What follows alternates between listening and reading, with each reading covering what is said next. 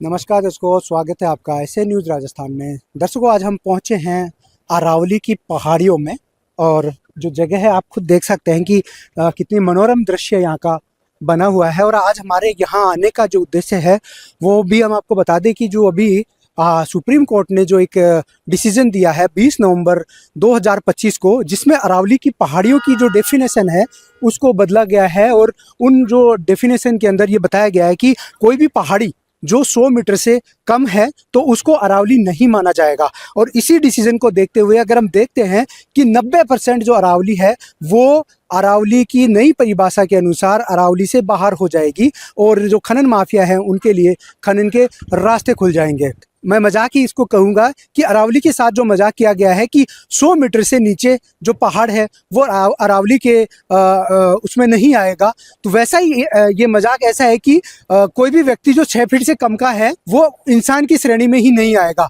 तो आज यहाँ पे हम पहुँचे, हम जाएंगे ऊपर, जो आपको दिखाएंगे अरावली की सुंदरता भी आपको दिखाएंगे और यहाँ पे जो लोग हैं उनसे भी बात करते हैं कि आखिर क्या सोचते हैं वो अरावली के बारे में और क्या वो अरावली को मानता। नाम है आपका? नमस्कार, मेरा नाम महेंद्र कुमार है। महेंद्र जी, हम खड़े हैं अरावली की पहाड़ियों में और ये मनोरम दृश्य वाकई में जो है सबके लिए, सबको मनमोहित करता है। तो अभी जो फिलहाल जो सुप्रीम कोर्ट है उन्होंने एक डिसीजन दिया है कि 100 मीटर से जो कम की पहाड़ी है उसको अरावली नहीं माना जाएगा। आप क्या सोचते हैं इसके बारे में? देखो, उसको अरावली ही मानना चाहिए, क्योंकि अरावली ये क्या है कि एक मानव जीवन के लिए, अपने जीवन की रक्षा के लिए इसमें अवैध खनन करेंगे लोग। जो ये है ना, जो अपने पैसे वाले हैं, उद्योगपति हैं, सरकार उनकी तरफ ये ध्यान नहीं रखे, कोर्ट भी उसकी तरफ ये इतना ध्यान नहीं करे कि भाई अवैध खनन करके कि उसकी तरफ हो। कोर्ट से मेरा अनुरोध है कि इतना जब कोर्ट सुन रहा है तो कोर्ट, सुप्रीम कोर्ट में भी एक अब ये है इसमें अवैध, तो कि भाई ये लोगों के लिए, पैसों के लिए, लोगों को लिए, मानव जीवन की खतरा के लिए, पर्यावरण के लिए खतरा है कि उन मतलब उसको पहाड़ियों को खा रहे हैं। और एक मेरे सामने, मेरे गाँव के पास में एक उदाहरण है, रेला गांव है एक सीकर जिले का और तहसील पाटन है, उसमें इतना अवैध खनन हो गया एनजीटी में, उसमें सारे। तो क्या जो अभी ये जो निर्णय कोर्ट ने दिया है, सुप्रीम कोर्ट ने दिया है, वो क्या अरावली का मैं कहूँ डेथ वारंट निकाल दिया है? ये एक अरावली के लिए नहीं है, एक मानव जीवन के लिए खतरा है। और मानव जीवन में यदि अरावली चली गई तो उसके पास बचेगा क्या? उसने कोई अवैध खतन करेंगे वो तो आपको सामने बाद में भी आएगा आपके सामने। तो बताया जा रहा है कि 90% अरावली जो है वो इस डेफिनेशन से अरावली की उससे ही बाहर हो जाएगी। क्या सही है ये? नहीं, देखो, बाहर नहीं करना चाहिए। ने 100 मीटर की क्या है कि मैं आपको बताऊं, जमरामगढ़ में आंधी के पास में भी है, उसमें भी पहले सुप्रीम कोर्ट ने आदेश दिया था कि 100 मीटर की दूरी पे जो खान है, खनन है, वो दूरी है, उसको चला सकता है। वो फॉरेस्ट में है तो भी चला सकता है, उसमें सुप्रीम कोर्ट के आदेश में ये लिखा हुआ है बाकायदे। तो ये ऐसा क्या है कि गलत है, तो उद्योगपति के लिए किया गया है।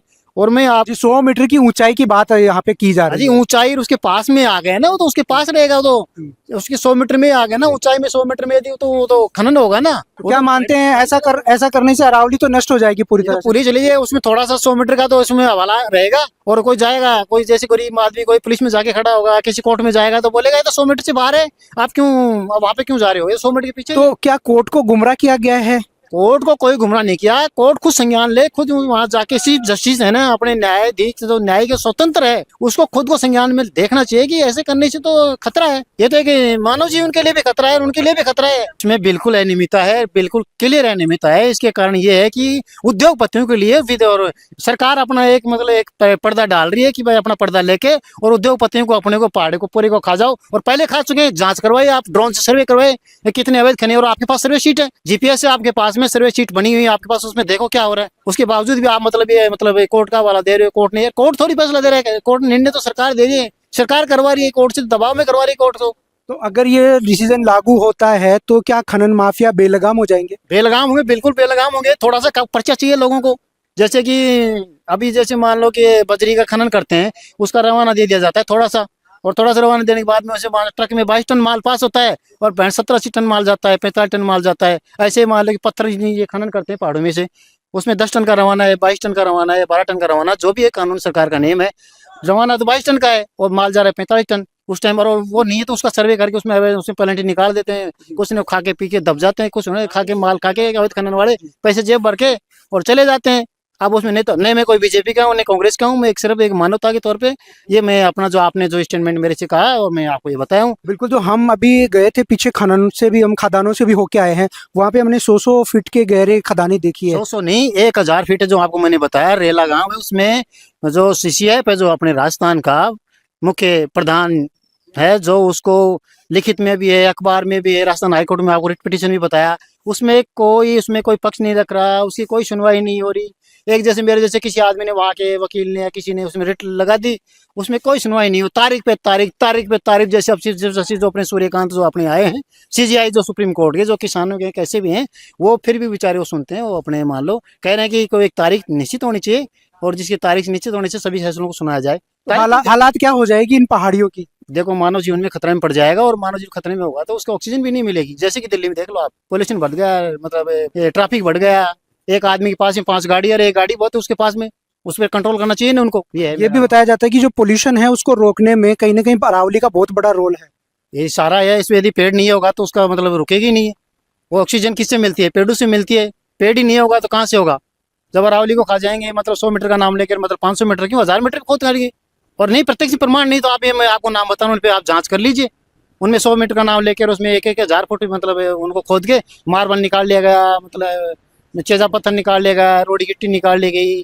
तो ये है कि मेरा अनुरोध ये है कि और ये अधिकारी गरीब आदमी के आड़ में लेके और उनको तो उठा दिया जाता है, छोटा सा काम होता है उसके तो जाके फंस देते हैं। तो क्या इस पे पुनर्विचार होना चाहिए? बिल्कुल पुनर्विचार होना चाहिए और इसको सीजीआई अपने जो है बिल्कुल ईमानदार आदमी किसान आदमी सुनने वाले हैं, मेरा अनुरोध है सीजीआई से भी भाई इनका दोबारा पुनर्विचार और इसकी जांच कमेटी करके और इसमें दोबारा निष्पक्ष अधिकारियों से, किसान ऐसे गरीब आदमी की मतलब कोई अधिकारी को भेज के उसकी रिपोर्ट जांच करवा के और इसका दोबारा इसमें फैसले को दोबारा रिट पिटीशन में पुनर्विचार करके सुनाया जाए। ठीक है सर, धन्यवाद सर। वेलकम। जैसे सरकार नहीं, मैं कहूँ तो जो न्यायालय अपना सुप्रीम कोर्ट है, उनका जो एक स्टेटमेंट आया है अरावली पहाड़ी को लेके, उसमें 100 मीटर से जो कम है पहाड़ी उसको अरावली नहीं माना जाएगा, उसको आगे खनन के लिए खोला जा सकता है। तो फिर कहाँ घूमोगे? यहाँ तो कोई पहाड़ी मुझे 100 मीटर से ज्यादा दिखाई नहीं दे रही। नहीं सर, ऐसा होने नहीं देंगे, कटने नहीं देंगे इनको। जो भी होगा जो करेंगे कटने नहीं देंगे जाता जाता। क्या है कि अधिकारी है ना, जो अपने जो अवैध खनन के जो अधिकारी मिले हैं वो अपने चाहते आदमियों को मतलब अवैध खनन कराने के लिए उनको पहले निश्चित हो गई कि किस आदमी को टेंडर देना है। वो पहले सब कुछ हो गया, सबको मंथली पहुंच गई है, मान लो कि सब कुछ उसमें कोर्ट क्या करे, कोर्ट तो कागज पे कानून पे वो कर रहा है कि भाई ये सबूत पहुंच गई, रिपोर्ट आ गई साहब हमारे पास में ये है, रिपोर्ट के अनुसार कोर्ट ने तो निर्णय करता है। कोर्ट ज्यादा बोलेगा तो बोलेगा आपके पास रिपोर्ट नहीं है, आपने जांच किया गया, वो एक जगह तो सीजीआई जा नहीं सकता अपने। और जो भी अधिकारी है मजिस्ट्रेट है, जो भी कानूनी न्याय प्रणाली के जो भी अधिकारी हैं जैसे कलेक्टर है वो भी वहाँ नहीं जा सकता, लेकिन उनको भी भ्रष्ट कर दिया जाता है दबाव में, आपको ट्रांसफर कर दिया जाएगा, आपको मतलब ऐसे परेशान कर दिया जाएगा, उनके बच्चों को या कुछ उनकी प्रॉपर्टी खनन ली जाएगी या उसको जो भी अवैध जो भी पैसे लिए गए हैं, ऐसा कोई ईमानदार नहीं बचा है कि कोई 100 में से कोई मेरा जैसा कोई एक आदमी बच रहा होगा जो किसी की एक आदमी सुनता होगा। और भी जानते हैं यहाँ पे इसका भी युवा बैठे हुए हैं उधर। पहाड़ों पे इतने इतने छोटे छोटे चीजों पे पहाड़ पे मंदिर है, अब वो भी चले जाएंगे तो मतलब उनका और उनके पीछे जो इतने लोगों ने गांव वालों ने पूजा करी या फिर जो भी मान्यता है वो सब चली जाएगी वहां पे। ऐसा थोड़ी ना कर सकते हैं सब। हमारे सनातन में तो पेड़ों को भी पूजा गया है, पत्थरों को भी पूजा गया है, इन सब को माना गया है। तो ऐसी स्थिति में ये सारे पेड़, ये जो पत्थर, ये जो पहाड़ अगर ये नष्ट कर दिए जाएंगे तो कहीं ना कहीं हमारा तो कल्चर जीवन खत्म ही है। और इन चीजों पे आपको ध्यान देना है तो कोई साइंटिफिक रीजन दे दो कि भाई ये रीजन है, इस वजह से तुमको ही आगे जाके दिक्कत होगी इसलिए हम ये हटा रहे हैं, या तो ऐसा बता दो, ठीक है। और अगर ऐसा कोई रीजन नहीं है तो जो जिन चीजों से हमें दिक्कत है एक्चुअली में उनके ऊपर ध्यान दो ना। 1 2 3 और उधर भी एक है ना। अगर ये नहीं होगा तो इस प्रॉपर्टी का क्या मतलब रहा फिर, है ना। जो सुंदरता है वो क्यों लग रही है, क्योंकि अपन पहाड़ के बीच है और अपन इस पहाड़ को पहाड़ इसलिए बोल रहे हैं अपन क्योंकि इसको अपन नाप नहीं रहे कि ये 80 का है, ये 50 का है। ये तो अब जाके जो ऑर्डर निकला है उसके बाद से अपन ने देखने लगा अच्छा कि ये इतने मीटर का है, ये अच्छा है ये इतने मीटर का है, वरना कौन देखता है ये। अपन थोड़ी नाप रहे हैं कि हिमाचल के पहाड़ इतने बड़े हैं अपने नहीं है। पर अपन तो खुशी हो जाते हैं ना जब अपन जगतपुरा साइड अगर आप गए हो कभी तो चूलगिरी पे ट्रैक्स हो रहे हैं अभी भी यार। मतलब हर संडे को लोग ट्रैक करने जा रहे हैं just to feel the atmosphere, just to feel the nature, है ना। शहर से इंसान निकल के थोड़ा सा दूर अपनी छोटी छोटी ये जो पहाड़ियां जो बोल रहे हैं कि भाई ये पहाड़ियां नहीं है अरावली, उन पे जाके थोड़ा सा अपने दिमाग को शांत कर रहा है, अपनी वर्क लाइफ को बैलेंस कर रहा है। इतनी सारी चीजें हैं यार, उन सब पे इम्पैक्ट पड़ेगा ना इन सब से। तो क्या इस डिसीजन को रिविजिट करना चाहिए, फिर पुनर्विचार होना चाहिए इस पे? बिल्कुल करना चाहिए, तो कोई मतलब वो सेकंड थॉट ही नहीं देना चाहिए इस बात पे। तो absolutely the Aravalli should not be disturbed. Should not be disturbed, और ध्यान देना चाहिए उनको कि भाई वो पेड़, वो भी तो है ना मोदी जी का कुछ, एक पेड़ माता के नाम, माँ के नाम। तो भाई क्या कर रहे हो फिर, इतने सारे पेड़ तो माँ के नाम जो भगवान ने खुद ने उगाए थे, तुमने तो उगाए भी नहीं उस पे पेड़ जाके, जो तो उगे वही है खुद ही, तुम उसको कैसे काट दोगे? जो तुमने नहीं किया वो कैसे तुम अलग कर दोगे उसको?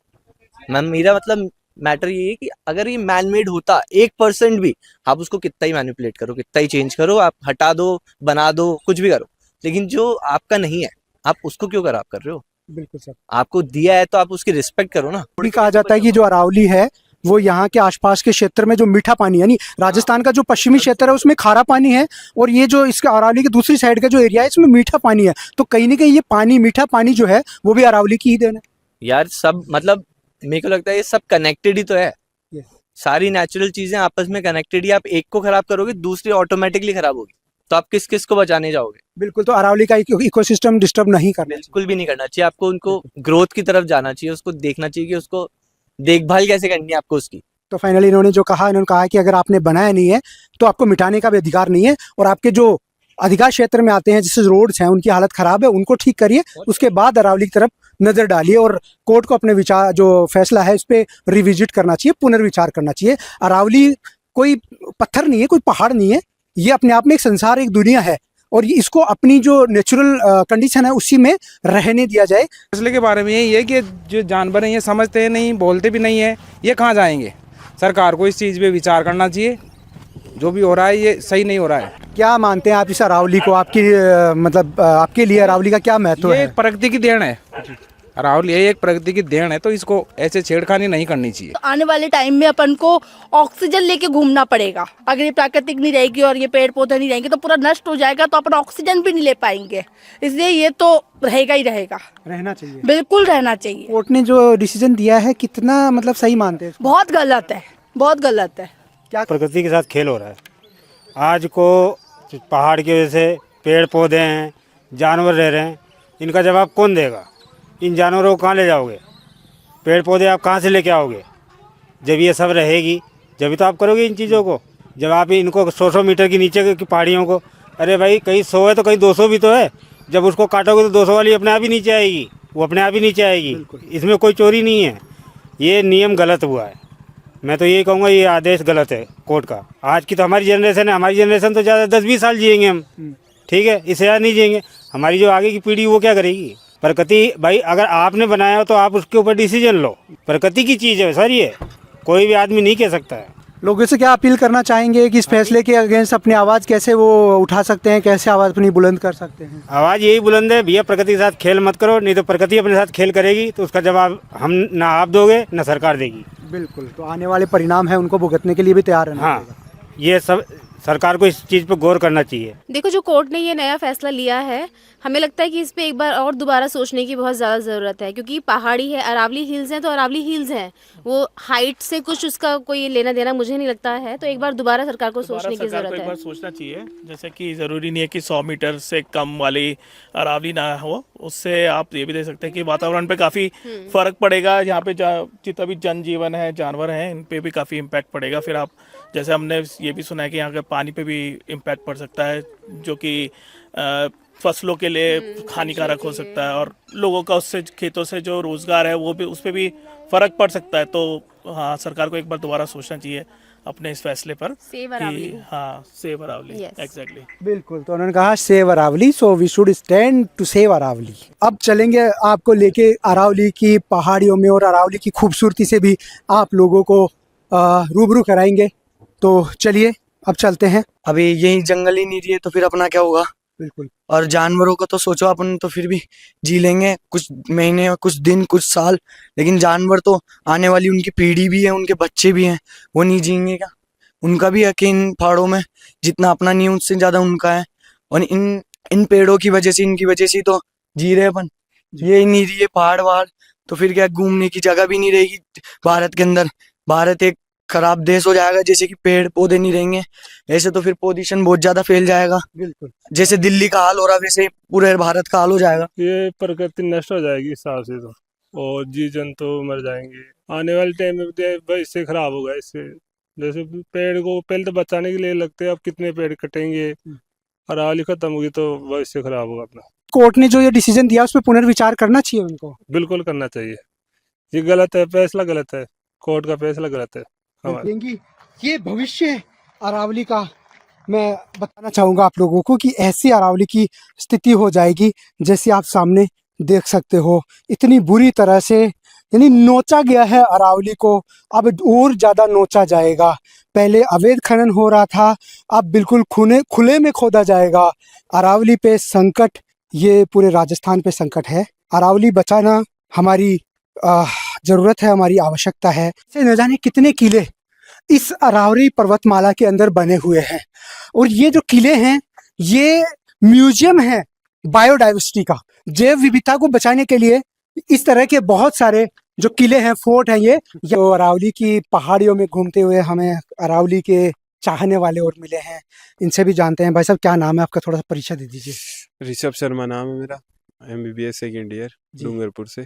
तो ऋषभ जी, अभी जो माननीय जो सुप्रीम कोर्ट है उन्होंने एक ऑर्डर दिया है और अरावली की डेफिनेशन उसके अंदर उन्होंने तय की। तो उनके बोलने से क्या होता है, वो तो चाहते हैं कि यहाँ के जो मिनरल्स है वो निकाल के फिर बेचा जाए कहीं पे, पर ये होना तो नहीं चाहिए। आज से पहले भी हुआ है लेकिन एक कंट्रोल लेवल पे था। अब एनवायरनमेंट मिनिस्ट्री खुद इसके सपोर्ट के अंदर आ रही है, तो जनता को इसके पक्ष लेना चाहिए। बताया जा रहा है कि 90% जो पहाड़ियां हैं अरावली की वो इस डेफिनेशन के अंदर आती नहीं है, वो बिल्कुल अरावली मानी नहीं जाएंगी। हाँ, तो वही तो। अब फिर इन पहाड़ियों को क्या मानेंगे अपन? जनता तो यहाँ रहती है, जानवर यहाँ रहते हैं। चलो, वो मिनरल्स निकालने के चक्कर में फिर यहाँ की जो इकोसिस्टम है उनको खराब करना सही थोड़ी है। जैसे आप MBBS के स्टूडेंट हैं, तो क्या अपनी वाली एक मतलब टेक्निकल लैंग्वेज में समझाएंगे कि किस तरह से जो हमारा इकोसिस्टम है जो अरावली ने मेंटेन किया हुआ है, एक तरफ डेजर्टिफिकेशन को रोके हुए है, दूसरी तरफ ये जो एरिया है जयपुर ग्रामीण का, और मैं जो बात करूँ कि जो पहाड़ी के पूर्वी साइड में जो भी एरिया है वहाँ पे मीठे पानी के स्रोत हैं, तो क्या आप अपनी मेडिकल साइंस की लैंग्वेज में समझाना चाहेंगे कि किस तरह से काम कर रही है अरावली? देखिए, जो थार डेजर्ट है वो वेस्ट से ईस्ट की तरफ बढ़ता है, तो उसको रोकने के अंदर काफ़ी योगदान अरावली की पहाड़ियों का है। अब अगर अरावली के अंदर माइनिंग शुरू होती है तो वो धीरे धीरे खत्म हो जाएगी, फिर ये डेजर्ट जो है ईस्ट के अंदर बढ़ने लगेगा। तो मतलब आप इस फैसले से कहीं ना कहीं संतुष्ट नहीं है? नहीं, मैं तो नहीं हूँ। हमारे तो यहाँ के आसपास के भी कोई नहीं है। संतुष्ट कैसे होंगे? यहाँ लोग रहते हैं। एक तरफ तो सरकार ग्रीन कॉरिडोर अरावली पे बनाने की बात कर रही है, और दूसरी तरफ ये जो दोहरी नीति मैं इसको कहूंगा, आखिर क्या है कि जो सरकार के पास कुछ आंकड़े गए हैं उनमें कोई मैनिपुलेशन हुआ है? वरना सरकार तो संवेदनशील है पर्यावरण के प्रति। सरकार केवल दिखावा कर रही है संवेदनशील होने का। उनकी इच्छा यही है कि वो बेचना चाहती है कुल मिला के। उनको कोई फर्क नहीं पड़ता कि यहाँ क्या चल रहा है क्या नहीं चल रहा। उन्हें केवल दिखावा करना है कि हम लोग काफ़ी रेस्पेक्ट करते हैं यहाँ के फॉरेस्ट वगैरह की, लेकिन करते कोई नहीं, वो केयर नहीं करते इतनी। वो केवल दिखावा है बस। तो जैसे बात करें दिल्ली की, दिल्ली में पोल्यूशन के हालात इस टाइम भी बहुत ख़राब है, और बताया जा रहा है कि अगर अरावली को तोड़ा जाता है, अरावली ख़त्म होती है, तो जो रेगिस्तान से यानी राजस्थान की तरफ से जो रेतीली हवाएं हैं, वो बहुत सारी धूल भरी हवाएं हैं, वो जब दिल्ली में जाएंगी तो दिल्ली के क्या हाल होंगे? क्या दिल्ली वालों को दिल्ली छोड़ना पड़ेगा? छोड़ना ही पड़ेगा, और क्या करना पड़ेगा। अभी भी छोड़ के आया, वो वर्क फ्रॉम होम इसीलिए तो दे रहे हैं उनको कि उनके हाथ से संभल नहीं रही। क्या कर सकते हैं, बचाना तो पड़ेगा ही। क्या मानते हैं अरावली को आप? अरावली माँ है राजस्थानियों के लिए। तो ये इतने सारे जंगल है राजस्थान के अंदर, पानी जो भी है अरावली के कारण बच रहा है, और पानी आएगा कहाँ पे? यहाँ से उदयपुर पूरा अरावली से घिरा हुआ है। उदयपुर में टूरिज्म है वो केवल अरावली के कारण ही है। जब बात करें जयपुर के भी जितने भी टूरिज्म स्पॉट्स हैं, जैसे मैं आमेर की बात करूं, जयगढ़ फोर्ट की बात करूं, या सामोद फोर्ट की बात करूं, जितने भी टूरिज्म के जो स्पॉट्स हैं वो सही अरावली की ही ऊपर हाँ, अरावली की पहाड़ियाँ हैं वो भी। अब वो यहाँ का भी टूरिज्म खराब होगा, उदयपुर का कर ही रहे हैं ये लोग। जी, क्या क्या कह रहे हैं? अजमेर पूरा अरावली के बीच में बसा हुआ है चारों तरफ से। शायद दूसरे या तीसरे नंबर की तारागढ़, पूरा अजमेर चारों तरफ से अरावली के बीच में घिरा हुआ है। जैसे अरावली में पुष्कर, उधर अजमेर की बात करें तो पुष्कर में भी पहाड़ियों के बीच में बसा हुआ है, तो कहीं ना कहीं राजस्थान का पूरा इकोसिस्टम ही खराब हो जाएगा। टूरिज्म की बात कर लो, चाहे आप पर्यावरण के हिसाब से बात कर लो, तो कहीं ना कहीं ये अरावली के लिए डेथ वारंट तो नहीं निकाल दिया इन लोगों ने? ये सीधी सी बात है, डेथ वारंट ही है अरावली। जो निकाला है सरकार ने। और ये अभी नहीं, अपन अगर इतिहास में देखते हैं तो 2-3 बार ऐसा हो चुका है कि जब सूखा पड़ गया था चारों तरफ से, तो अरावली के कारण राजस्थानियों को पानी मिला था उस टाइम जब सूखा पड़ा था। नहीं, यहाँ भी हम लोग आगे जा रहे हैं। यहाँ पे बताया जा रहा है कि एक एनीकट बनाया गया है। यहाँ के पूर्व विधायक ने कोई स्कीम पास करा के यहाँ पे एक एनीकट बनवाया था और उस एनीकट से कई गाँवों का जो जल स्तर है वो ऊपर आया है। अभी हम हमारे दर्शकों को दिखाएंगे आगे जाके। तो क्या मानते हैं कि अरावली में ही इस तरह की योजनाओं को डेवलप करके आप आसपास के जो क्षेत्र हैं उनकी जो जल की समस्या है उनको अरावली के थ्रू आप खत्म भी करवा सकते बिल्कुल यही हो रहा है। और क्या है, अरावली के कारण आप मान नहीं सकते। ये समस्या ये है ना कि अपने देश में जैसे गाय को माँ मानते हैं, उसको वो मानते हैं, पर एक्चुअल में जो होना चाहिए फिर वो होता नहीं है। नदी को माँ मानते हैं और नदी की फिर अपन वो कर देते हैं, जैसे ही अरावली को भगवान मानते हैं और वो मानते हैं, पर एक्चुअल में रियलिटी में नहीं मान पाते अपन उसके साथ। फिर वो जो मानते हैं ना वो व्यवहार नहीं करते उसके साथ अपन। क्या कहना चाहेंगे इस फैसले के बारे में? क्या इनको पुनर्विचार करना चाहिए इस फैसले पे? बिल्कुल पुनर्विचार करना ही नहीं चाहिए, सीधा कैंसिल करना चाहिए। विचार क्या, ये तो सीधी सी बात है, कोई समझ के बाहर है अगर अभी भी इतना कुछ हो रहा है तो। क्या मानते हैं कि ये पहाड़ को एक पर्वत श्रृंखला जो कि करोड़ों साल पुरानी है उसकी डेफिनेशन तय की जा रही है? क्यों ऐसी क्या नौबत आ गई है? वही तो समझ में नहीं आ रहा। अगर 100 मीटर की पहाड़ी है तो वो अरावली में आएगी, 99 मीटर की पहाड़ी है वो अरावली में नहीं आएगी। ये तो बिल्कुल कोई लॉजिक नहीं है इस चीज के अंदर। तो कल को ऐसा ऑर्डर आ जाए कि 6 फुट से कम के जो इंसान है वो इंसान नहीं है तो क्या होगा? वही है, फिर वही समस्या। और ये तो अभी लोगों को बताया है कि 100 मीटर वाली बात, अभी ये नहीं पता कि दो पहाड़ियों के बीच में गैप अगर 500 मीटर से कम का गैप है ना, तो वो भी फिर अरावली के बीच में नहीं माना जाएगा। एक ये और है, दो पहाड़ियों के बीच में अगर गैप 500 मीटर का है ना, तो फिर वो अरावली में नहीं मानी जाएगी वो। तो मतलब अभी फैसला जो है लोगों तक पूरी तरह से पहुंचा भी नहीं है। पूरी तरह से भी नहीं पहुंचाया गया। सबको ये 100 मीटर दिख रहा है, पर वो ये तो वर्टिकल वाली हाइट दिख रही है, हॉरिजॉन्टल हाइट तो लोगों को पता ही नहीं है। अभी बहुत कुछ है इस फैसले के अंदर। बिल्कुल, तो वापस अपना फैसला है लेना चाहिए आपके हिसाब से? बिल्कुल लेना चाहिए, 100% लेना चाहिए। जी बिल्कुल। और चलते हैं आगे, दिखाते हैं अरावली की खूबसूरती आप लोगों को। देखेगी थोड़ी बैठे बैठे। अरावलियों को कुछ भी नुकसान नहीं होने देंगे सर, और अपनी इन अरावलियों को वापस अपनी जिस पोजीशन में उसी पोजीशन में रखना चाहेंगे। तो हम सुबह गए थे, काफी वन्य जीव है जिनके लिए दाना लेके गए थे, पानी लेके गए थे। ये देखो हमारे पास पानी की बोतलें हैं, ये इनमें पानी भर के वन्य जीवों के लिए लेके गए थे, दाना लेके गए थे। काफी हजारों संख्या में जानवर पक्षी जो इन अरावलियों में रहकर अपना जीवन व्यापन कर रहे हैं, उनको खत्म तो अरावली को जैव विविधता का म्यूजियम भी कहा जाता है, यानी लाइव म्यूजियम भी कहा जाता है। सर आप ऊपर जाओगे थोड़ा देखोगे तो आपको काफी पक्षी जानवर आपको इस जंगल में विचरण करते हुए मिलेंगे। और ये हमारे सामोद ग्राम पंचायत है, इसकी काफी सुविधा की हुई है। हर जगह पानी के परंडे लगा रखे हैं जानवर पक्षियों के लिए, दाना डालने के लिए। तो सर आज सभी की उम्मीदें खत्म होती है। ये वीर हनुमान जी का जो रास्ता है ये अरावली होके ही है। हम तो कम से कम 200-300 आदमी अभी भी, आज संडे का दिन है फिर भी मिले हमारे वीर हनुमान जी के दर्शन करके आते हुए, जबकि रास्ता उधर से भी है बंदोल होके, पर उधर से कोई नहीं जाना चाहता। हमारे क्षेत्र के सभी इधर होके अरावली होके ही जाना पसंद करते हैं। हमारे पूर्वज भी इधर से ही जाते थे, हम भी इधर से जाना पसंद करते। क्या कर सकते हैं हम लोग, या क्या राय, अब क्या मैसेज देना चाहोगे हमारे चैनल के थ्रू कि कैसे हम अरावली को बचा सकते हैं? अरावली की क्या महत्व हमारे लिए है? सर अरावली के अपन बात करें राजस्थान में, वैसे राजस्थान में अब की बार 2 साल 3 साल से अच्छी बारिश रही है। कारण भाई अरावलिया है तब बारिश हो रही है, सबका जीवन यापन है।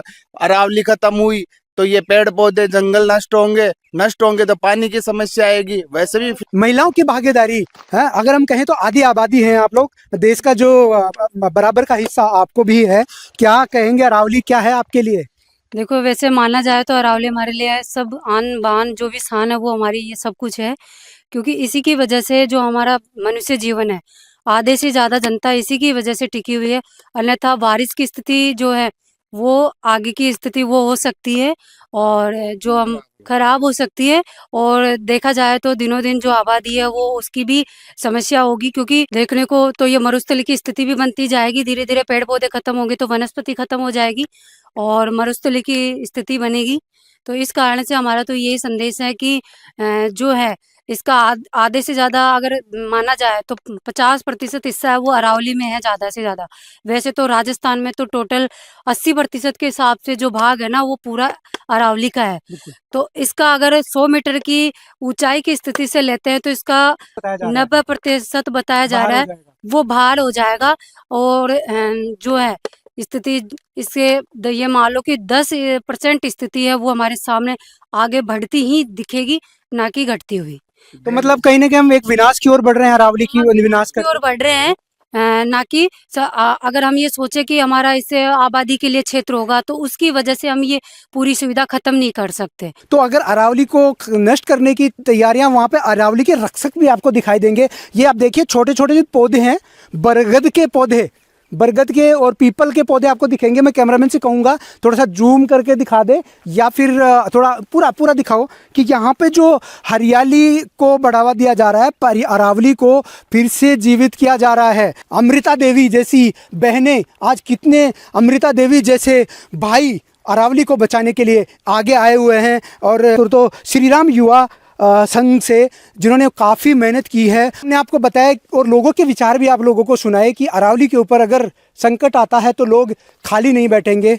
मैं अगर कहूँ तो राजस्थान में रणभेरी ये शब्द नहीं है, ये एक गूंज है और कहा जाता है। और जब भी कोई आंदोलन होता है या जगाने की बात आती है तो ये 4 लाइनें बोली जाती है कि चेतमान का दिन आया रणभेरी आज बजावाला, चलो उठो पसवाड़ो फेरो सूता सिंह जगावाला। तो वो समय आ गया है सोए हुए शेरों को जागने का और ये बता देने का कि अरावली केवल पहाड़ नहीं है, अरावली अपने आप में एक दुनिया है और अरावली को बचाना हमारी आवश्यकता है, हमारी जिम्मेदारी है। अभी पीछे लोगों से बात की तो उन्होंने कहा था कि अरावली हमारी माँ है। तो ये अरावली को बचाने के लिए बहुत समग्र कार्य किए गए हैं। और अब मैं बता दूं, ये जो आपको मेरे पीछे की तरफ आपको दिखाई दे रहा है, ये वो एनीकट है। पीछे की तरफ आप देखेंगे तो वहाँ पे एनीकट बनाया हुआ है, जो कि पूर्व विधायक ने यहाँ पे बनाया था। रामलाल शर्मा जी के कार्यकाल में ये कार्य हुआ था और ये काबिल तारीफ उनकी एक कार्य था, ये बहुत तारीफ के काबिल ये कार्य था, जिससे कि भूमि में जो पानी है वो पहाड़ के थ्रू रिचार्ज होता है। और कहा जाता है कि कई गाँवों में भी पानी का जल स्तर इस एनीकट के बनाने से उसमें सुधार हुआ है। तो ऐसे कार्य होते रहने चाहिए। और मैं यही कहना चाहूँगा कि आखिर जो सुप्रीम कोर्ट का निर्णय आया है, आखिर कहाँ गलती हुई है, इसको फिर से देखना चाहिए। और अरावली केवल एक पहाड़ नहीं है, अरावली एक सभ्यता है, अरावली एक संसार है, अरावली सब कुछ है। और बात करें तो राजस्थान के लिए तो अरावली जीवनदायिनी है। अरावली नहीं तो राजस्थान नहीं रेगिस्तान हो जाएगा।